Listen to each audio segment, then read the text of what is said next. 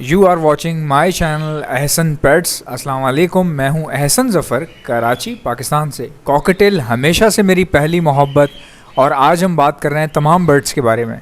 हम लोग जो अमूमन घर में तोते रखते हैं उसके लिए या तो बॉक्स लगाते हैं, मटकी लगाते हैं, या फिंचों के लिए टोकरियाँ लगा देते हैं। लेकिन कभी आपने क्या ये सोचा है कि जो बर्ड्स खुले में घूमते हैं वो ज़्यादातर अंडे कहाँ पर देते होंगे?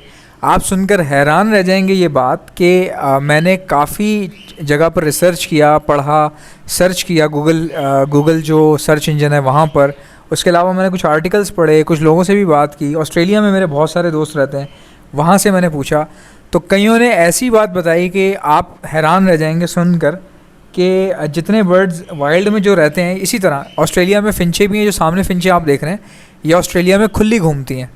ये फिंचें भी रेगिस्तानी परिंदा है, धूप में रहने वाला, खुश्क जगह पे रहने वाला रेगिस्तानी परिंदा है फिंचें। ये फिंचें जंगल में नहीं रह सकती, ठीक हो गया जी।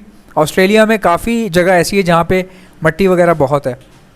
इसी तरह बजीज़, ये भी ऑस्ट्रेलिया के ओरिजिन के ही हैं, वहीं पर शुरू से देखे गए हैं।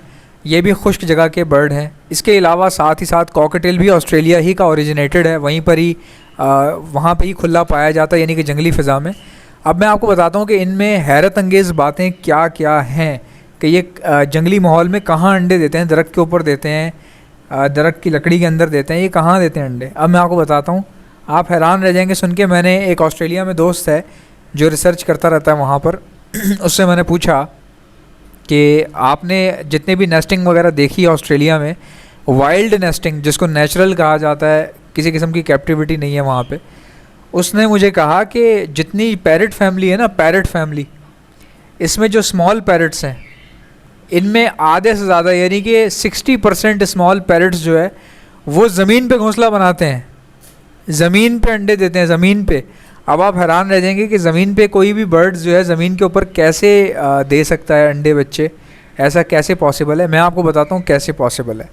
देखें, होता क्या है कि ऑस्ट्रेलिया में कुछ जगह ऐसी हैं जो खुश्क हैं और ये स्मॉल पैरट्स वहीं पाए जाते हैं जहाँ पे खुश्की होती है। जिस तरह आप देख रहे हैं ये सामने लकड़ियाँ खुश्क पड़ी हुई हैं, नीचे झड़ी हुई। इस तरह से क्या होता है, कई दरख्त गिर जाते हैं, कई लकड़ियाँ गिर जाती हैं, कई दरख्त पुराने गिर जाते हैं, तो नीचे जो है हमेशा सरफेस एरिया पे, ज़मीन पे नीचे हमेशा कुछ ना कुछ खुश्का पड़ा होता है, जैसे भुरादा, भूसा या लकड़ी पुरानी, इस तरह की चीज़ें पड़ी होती हैं। जैसे ही वो नीचे गिरती हैं तो ज़मीन और उस चीज़ के बीच में कोई ना कोई गैप पैदा हो जाता है। जैसे एक दरख्त नीचे गिरा हुआ है ज़मीन पे, तो कहीं ना कहीं उस दरख्त के आसपास कोने खांचे में कोई ना कोई जगह ऐसी बन जाती है जो छुपने लायक होती है। तो बजीज़ क्या करते हैं, वहाँ पे छुप के एग ले कर देते हैं। इवन के कॉकटेल्स को भी देखा गया है वहाँ पे छुप के ब्रीडिंग करते हुए नीचे ज़मीनी जगह पे। दरख्तों पर बहुत ही कम ब्रीड करते हैं कॉकटेल।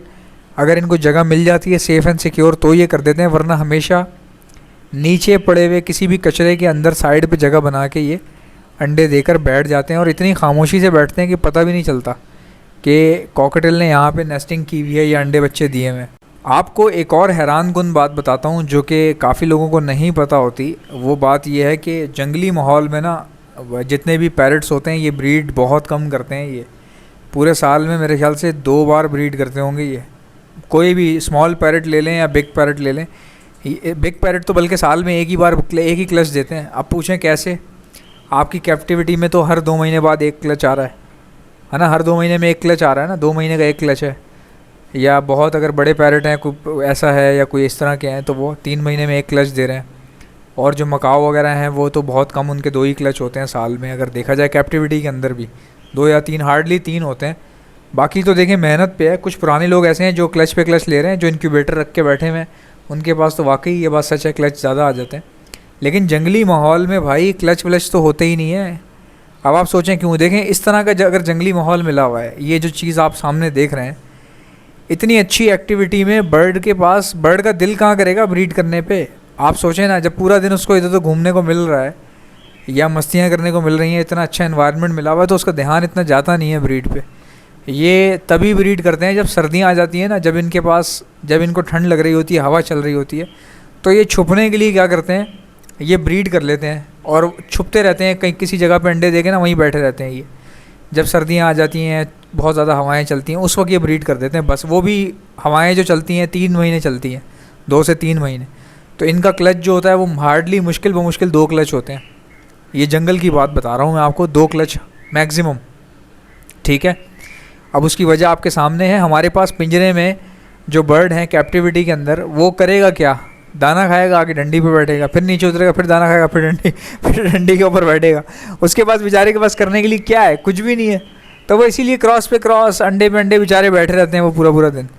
तो देखा जाए अगर ये नेचुरल एक्टिविटी तो नहीं है उनकी, बर्ड्स की नेचुरल एक्टिविटी वाकई नहीं है। इसीलिए मैं कहता हूँ यार थोड़ा सा जो है ना केज वगैरह बड़े दे दिया करें, कोई ऐसा मसला नहीं है। क्योंकि ये बर्ड जो है ना ये बने ही उड़ने के लिए हैं, उड़ने के लिए, उछल कूद करने के लिए। ये 1.5 बाय 1.5 वाले काम छोड़ दें। मेरे पास 1.5 बाय 1.5 वाले ही पिंजरे पड़े हुए हैं, लेकिन मैं बीच का सेपरेटर निकाल देता हूँ और एक पेयर छोड़ता हूँ पूरे पोर्शन में, सिर्फ एक पेयर। अब मेरी तरफ से मैंने ये बहुत बड़ा काम कर रखा है, मैं बहुत खुश हूँ। ओ भाई मैंने तो इतना बड़ा केज दिया हुआ है। लेकिन वैसे अगर देखा जाए इंसानियत के नाते या एक समझदार आदमी की सोच से अगर देखा जाए, तो ये भी देखा जाए तो कम ही है ना एक तरह से।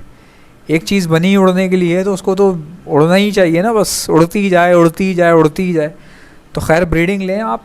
और ऐसा नहीं है कि परिंदे को ब्रीड करवाना जो है वो सही काम नहीं है।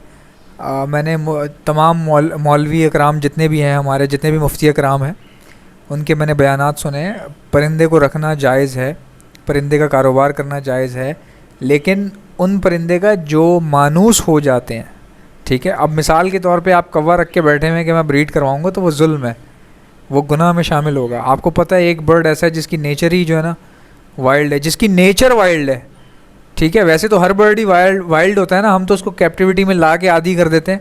लेकिन कुछ बर्ड ऐसे होते हैं जिनको आप कुछ भी कर लें वो वाइल्ड ही रहेंगे। जैसे शेर है, कहते हैं शेर अगर घर में भी पाला है तो भी उससे मोहतात रहो, क्योंकि उसकी नेचर वाइल्ड है ना। वो कभी ना कभी कोई ना कोई चीर फाड़ कर सकता है। वो दरवाजे पे हाथ मारेगा, दरवाज़ा नीचे, बाथरूम के गेट पे अगर उसने पंजा मारा, पंजा आपका नीचे आ जाएगा।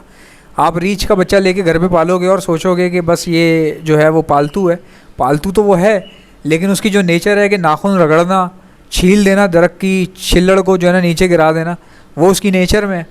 तो वो कभी ना कभी कोई ना कोई ऐसी हरकत कर सकता है जिससे आपको नुकसान पहुंच सकता है, जिसको कहा जाता है मूजी जानवर भी होते हैं कुछ। मूजी से मुराद ये कि उनको जितना भी पाल लो उनकी जहन से जंगल निकलता नहीं है, तो वो हमलावर भी हो जाते हैं बाज़-औक़ात, ठीक है। तो हमारे यहाँ जो देखा गया है, मुफ्ती कराम ने फरमाया है कि ऐसे परिंदे जो इंसान से मानूस हो जाते हैं और घर में रह लेते हैं खुशी से, उनको रखना भी जायज़ है, उनकी ख़रीद फ़रोख्त भी जायज़ है। लेकिन अगर आपने उनकी समझ लें कि देख रेख सही नहीं कर रहे और आपने खाने पीने का ख्याल नहीं रखा हुआ है या छोटे पिंजरे में रखा हुआ है, जुल्म कर रहे हैं आप, तो वो फिर जो है ना उसकी पूछगछ अल्लाह के यहाँ बहुत है, उसका गुनाह बहुत है, ठीक है। बहुत बड़ा जुल्म है। अगर आपने किसी परिंदे को शौकिया आप ले आए हैं लेकिन आपको पता ही नहीं चलता, आपने लोगों पे, अपने सर्वेंट्स पे छोड़ा हुआ है कि फ़लाने को मैंने रखा है, वो दाना डाल देता है, पानी डाल देता है। अब पता नहीं उसका इंटरेस्ट है कि नहीं है, बेचारा मजबूरन कर रहा है, या कई बार ऐसा होता है लेट दाना डल रहा है तो परिंदे भूखे बैठे हैं सुबह से, फिर एंड में उनको दाना डल रहा है। तो ये जो चीज़ें हैं ना, ये इससे गुनाह मिलता है बहुत ज़्यादा, और इससे ये वो चीज़ें जिससे बचना चाहिए इंसान को। परिंदे का शौक़ रखना दिल के अंदर बड़ा आसान बात है, लेकिन परिंदे को खुश रखना बड़ा मुश्किल होता है।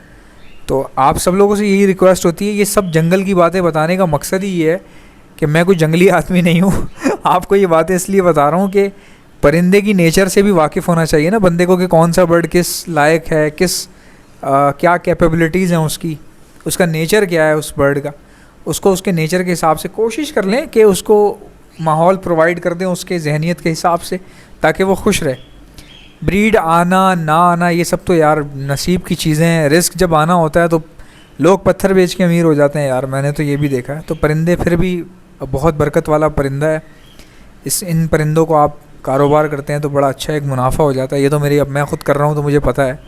खैर अब तो हमने परिंदों का जो काम है वो तो कम ही कर दिया है माशाल्लाह से। मेरे फेसबुक से जो है ना अच्छे खासे ऑर्डर्स आ रहे हैं, फेसबुक पर भी वायरल हो गया मैं, यानी इतने व्यूज़ मेरे यूट्यूब पर नहीं आ रहे जितने फेसबुक पर आ रहे हैं। तो वहाँ से काफ़ी अच्छा मेरा हो गया है, फाइनेंशियली बहुत अच्छा सपोर्ट मिल गया फेसबुक से। तो वहाँ सबसे ज़्यादा अर्निंग मुझे फेसबुक से हो रही है। तो इसलिए हमने परिंदों की ख़रीद फ़रोख्त कम कर दिए, क्योंकि उसमें फिर टाइम ज़ाया हो रहा था। लेने जाओ, देखो, पता करो किसके पास हैं, उनके घर जाओ, देखो, चक्कर लंबे लंबे बिला वजह के लंबे काम हो रहे थे, टाइम ज़्यादा लग रहा था। फेसबुक पर पेज है मेरा एहसन ज़फ़र ऑफिशियल के नाम से, उसको फॉलो कर लेना। किसी को भी मल्टी वाइटामिन चाहिए अच्छी क्वालिटी के, ब्रीडिंग सीजन आ रहा है तो मुझसे ऑर्डर पे मंगवा सकते हैं। ऑर्डर करने का तरीका आपको बता दूंगा, लेकिन पहले सुन लें मेरे पास है क्या क्या। लाइट एंटीबायोटिक होना बहुत ज़रूरी है। सर्दियों में हवाएं चलती हैं तो डेली बेसिस से मुराद ये कि महीने में 6 दिन का कोर्स होता है, और जब बच्चे दिए में हो तो लोग डेली बेसिस पे चला देते हैं। इतनी लाइट डोज होती है उसकी, 1 ग्राम 4 लीटर पानी में डलता है। बीमारी नहीं भी आई हुई ना, आप चला दो, आपके बच्चे नहीं मरेंगे कभी भी, पेरेंट्स फीड सही से करवाएंगे। तो एंटीबायोटिक, लाइट एंटीबायोटिक और मल्टीविटामिन ये बहुत ज़रूरी होते हैं। इसके अलावा किसी को हैंड फीड चाहिए, सॉफ्ट फूड बूस्टर चाहिए जो सॉफ्ट फूड के ऊपर छिड़क के दिया जाता है, वो भी आप मुझसे मंगवा सकते हैं। तरीक़ेकार सुन लें, जस्ट मेडिसिन लिखें और मुझे मेरे व्हाट्सएप पर सेंड कर दें। मेरा व्हाट्सएप का नंबर है 034922000045। अगर आपको व्हाट्सएप का नंबर समझ में नहीं आ रहा तो मेरी हर वीडियो की डिस्क्रिप्शन में मौजूद होता है, और फेसबुक में जो भी मेरी पोस्ट होती है उसके ऊपर भी मेंशन होता है, वहाँ से भी आप ले सकते हैं। लेकिन पहले इस वीडियो को लाइक कर लो अगर पसंद आ गई है तो, और अगर पसंद आ ही गई है और चैनल पर नए आए हो, पहली बार आए हो, सब्सक्राइब भी कर लेना। सब्सक्राइब करके बेल आइकन को प्रेस करके ऑल का बटन सेलेक्ट कर लेना, ताकि आने वाले आपको नोटिफिकेशंस मिलते रहें। आपसे मुलाकात होगी नेक्स्ट वीडियो में, तब तक के लिए अल्लाह हाफ़िज़।